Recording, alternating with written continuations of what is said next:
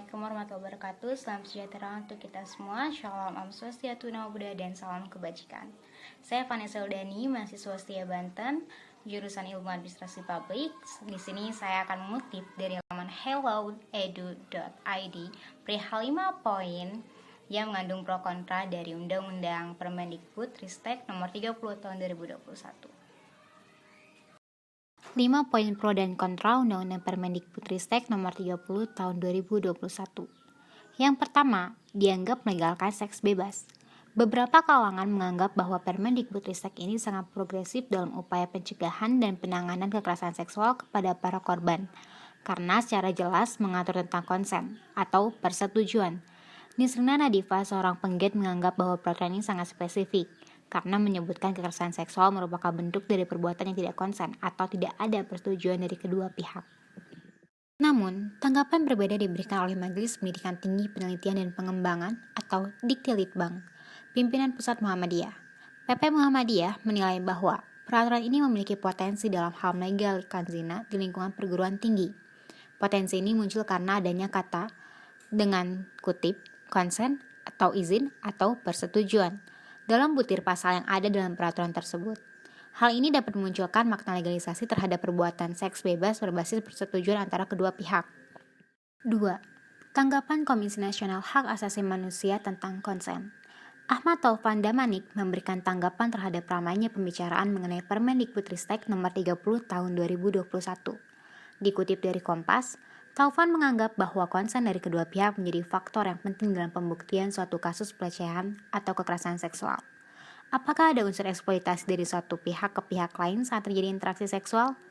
Jika keadaannya adalah mau sama mau antara pihak yang melakukan aktivitas seksual, maka hal ini tidak bisa dianggap sebagai kekerasan seksual, melainkan sudah masuk ke perzinahan yang seharusnya diatur pada ketentuan lain di luar Permendikbudristek Nomor 30 Tahun 2021. Upaya pencegahan kekerasan seksual di perguruan tinggi. Menanggapi pro dan kontra dari peraturan yang dikeluarkannya, Nadiem Makarim menyatakan bahwa dengan dikeluarkannya peraturan tersebut tidak menjadikan dirinya mendukung seks bebas dan perzinahan. Tujuan dari dikeluarkannya peraturan ini adalah sebagai upaya pencegahan kekerasan seksual di lingkungan perguruan tinggi, bukan mendorong perzinahan. Kekerasan seksual yang dimaksud dalam Permendikbudristek ini diartikan sebagai bentuk perbuatan yang dilakukan secara paksa tanpa persetujuan dari korban. Searah dengan Nadiem, Yakut Khalil Qomas sebagai Menteri Agama menyetujui argumen Nadiem bahwa konteks yang digunakan di dalam Permendikbudristek ini berlandaskan pada asas perlindungan untuk menghindari kekerasan dan pelecehan seksual. 4. Pasal kontroversial dalam Permendikbud Nomor 30 Tahun 2021. Setidaknya terdapat 1 pasal dan 7 huruf dalam pasal tersebut yang menjadi kontroversi, yaitu pasal 5 huruf B, F, G, H, J, L, M. Berikut bunyi pasal yang dimaksud. Pasal 5 ayat 1 dan 2. 1. Kekerasan seksual mencakup tindakan yang dilakukan secara verbal, non-fisik, fisik, dan atau melalui teknologi informasi dan komunikasi. 2.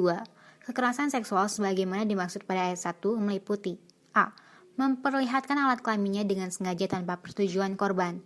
B. Mengambil, merekam, dan atau mengedarkan foto dan atau rekaman audio dan atau visual korban yang bernuansa seksual tanpa persetujuan korban. C. Mengunggah foto tubuh dan atau informasi pribadi korban yang bernuansa seksual tanpa persetujuan korban. D. Menyebarkan informasi terkait tubuh dan atau pribadi korban yang bernuansa seksual tanpa persetujuan korban. E. Membujuk, menjanjikan, menawarkan sesuatu atau mengancam korban untuk melakukan transaksi atau kegiatan seksual yang tidak disetujui oleh korban. F. Menyentuh, mengusap, meraba, memegang, memeluk, mencium, dan atau menggosokkan bagian tubuhnya pada tubuh korban tanpa persetujuan korban. G. Membuka pakaian korban tanpa persetujuan korban. 5. Penurunan akreditasi bagi kampus yang tak laksanakan Permendikbud Nomor 30 Tahun 2021. Sebagai bukti keseriusan dalam menangani kasus kekerasan seksual di lingkungan kampus, Nadiem bahkan mengancam akan menurunkan akreditasi kampus yang ternyata tidak melaksanakan Permendikbud Nomor 30 Tahun 2021. Pengenaan sanksi ini tertuang pada pasal 19 Permendikbud Nomor 30 Tahun 2021 yang berbunyi, perguruan tinggi yang tidak melakukan pencegahan dan penanganan kekerasan seksual dikenai sanksi administratif berupa A. penghentian bantuan keuangan atau bantuan sarana dan prasarana untuk perguruan tinggi, dan atau B. penurunan tingkat akreditasi untuk perguruan tinggi. Nadiem menganggap bahwa jika tidak diberikan sanksi seperti ini, maka tiap kampus dan perguruan tinggi tidak akan benar-benar merasakan upaya pemerintah dalam menangani kekerasan seksual di lingkungan kampus dan perguruan tinggi.